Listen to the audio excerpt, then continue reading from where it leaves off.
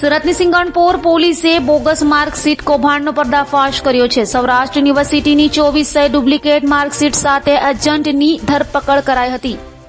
સુરતમાં bogus marksheet વેચવાનું આખું રેકેટ ઝડપાયું છે। સિંગણપોર પોલીસે તપાસ કરતા કૌભાંડમાં નિલેશ સાવલિયા નામના એજન્ટની ભૂમિકા મહત્વની હોવાની સામે આવ્યું છે।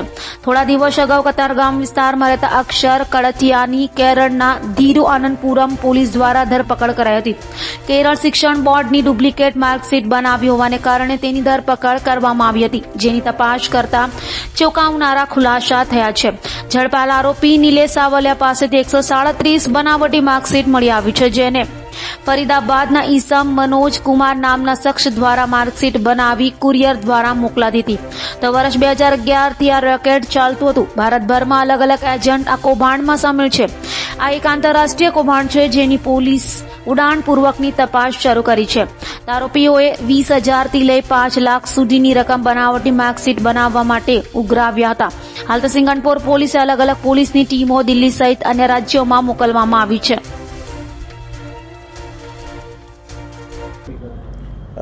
આજ રોજ સવારે 2:30 સિંગણપુર પોલીસ સ્ટેશન ખાતે IPC 420, 465, 467, 471, 120B હેઠળ એક ગુનો રજીસ્ટર કરવામાં આવેલ છે। આ ગુનાની પ્રાથમિક રીતે બતાવું તો એક ઈસમ છે અક્ષર ભરતભાઈ કળથિયા, જે વેડ રોડ કતારગામ ખાતે રહે છે। આ ઈસમ જે કેરળની અંદર તિરુવનંતપુરમની અંદર આરોપી તરીકે અટક થયેલ છે, જેની સામે આરોપ એવા હતા કે એણે ડુપ્લિકેટ માર્કશીટ કેરાલા શિક્ષણ બોર્ડની બનાવેલી હતી। તો એના મધર દ્વારા એક અરજી સિંગણપુર પોલીસ સ્ટેશન ખાતે આપવામાં આવેલી હતી। તો આ જે અરજીની તપાસમાં એવી વસ્તુ ધ્યાનમાં આવેલી હતી કે આ જે અક્ષર કળથિયાએ જે ડુપ્લિકેટ માર્કશીટ બનાવેલી એ સિંગણપુર પોલીસ સ્ટેશન વિસ્તારની હદમાં આવેલા નિલેશ મગનભાઈ સાવલિયા દ્વારા બનાવવામાં આવેલી હતી। તો અમારા સિંગણપુર પોલીસ દ્વારા આ ઈસમ ઉપર થોડી વોચ રાખવામાં આવેલી કે હકીકત શું છે। તો પોલીસને એની અંદર થોડોક પોઝિટિવ આન્સર મળેલો હતો, જેથી આ નિલેશ મગનભાઈ સાવલિયાના ત્યાં પોલીસ દ્વારા સર્ચ કરવામાં આવેલો હતો। તો સર્ચ કરતાં કુલ 137 જેટલા માર્કશીટ અન્ય પૂરા ભારત દેશની અલગ અલગ યુનિવર્સિટી તેમજ શિક્ષણ બોર્ડની માર્કશીટો એના ત્યાંથી કબજે કરવામાં આવેલી હતી। અને એની પ્રાથમિક પૂછપરછ કરતાં એવી વસ્તુ ધ્યાનમાં આવેલી હતી કે આ અક્ષર કળથિયાને એ જે ખરેખર 12મું પાસ નથી, પરંતુ એને ઉચ્ચ અભ્યાસ માટે ઇટાલી જવું હતું। તો એના માટે એણે 60,000 રૂપિયા આપીને આ નિલેશનો કોન્ટેક્ટ કરી એની પાસેથી આ ડુપ્લિકેટ માર્કશીટ મેળવેલી હતી। પરંતુ વિઝાની પ્રોસેસમાં માર્કશીટને વેરીફાઈ કરવા માટે જ્યારે તિરુવનંતપુરમમાં જ્યારે ગયો ત્યારે ત્યાંના અધિકારીઓને ધ્યાનમાં આવેલ કે આ માર્કશીટ તો ખોટી છે, તો એની વિરુદ્ધમાં ગુનો દાખલ કરી અને અટક કરવામાં આવેલ હતો।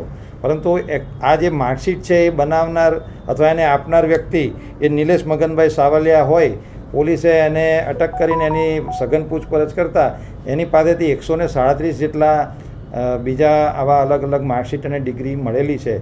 અને એની પ્રાથમિક પૂછપરછ કરતાં તે બેઝિકલી 2011થી યશ એજ્યુકેશન એકેડમી નામે એક સંસ્થા ચલાવે છે અને એના દ્વારા 2011થી આ રીતે જે આવા જરૂરિયાતમંદો હોય એ લોકોને ડુપ્લિકેટ માર્કશીટ અથવા ડિગ્રી અથવા સર્ટિફિકેટ એ પ્રોવાઈડ કરતો હતો। એને પૂછવામાં આવતા કે આ ડિગ્રી સર્ટિફિકેટ જાતે પ્રિન્ટ કરતો હતો, તેના જણાવ્યા મુજબ ફરીદાબાદ ઉત્તર પ્રદેશનો એક ઈસમ છે મનોજ કુમાર, એની સાથે એ 2011થી કોન્ટેક્ટમાં હતો અને એ અહીંયા આ રીતે જે પણ જરૂરિયાતમંદ આવે એની પાસેથી પૈસા મેળવી અને એની વિગત એ મનોજ કુમારને પ્રોવાઈડ કરતો હતો। અને મનોજ કુમાર દ્વારા આવા ભારતની અલગ અલગ યુનિવર્સિટી અને શિક્ષણ બોર્ડની માર્કશીટો એ કુરિયર દ્વારા આને મોકલી આપતો હતો। અને આવી માર્કશીટ અને ડિગ્રીનો ઉપયોગ કરી અહીંયાના ભારતીયો એ સ્ટુડન્ટ વિઝા ઉપર ભારતની બહાર વિદેશ યાત્રાએ જતા હોય છે। તો આ એક બહુ મોટું કૌભાંડ ધ્યાનમાં આવેલું છે। અને અત્યારે અમારી પાસે માત્ર એક જ એજન્ટ જે આ નિલેશ મગનભાઈ સાવલિયા હાથમાં આવેલો છે અને એના અત્યારે હાથમાંથી અમને 137 સર્ટિફિકેટ મળેલા છે।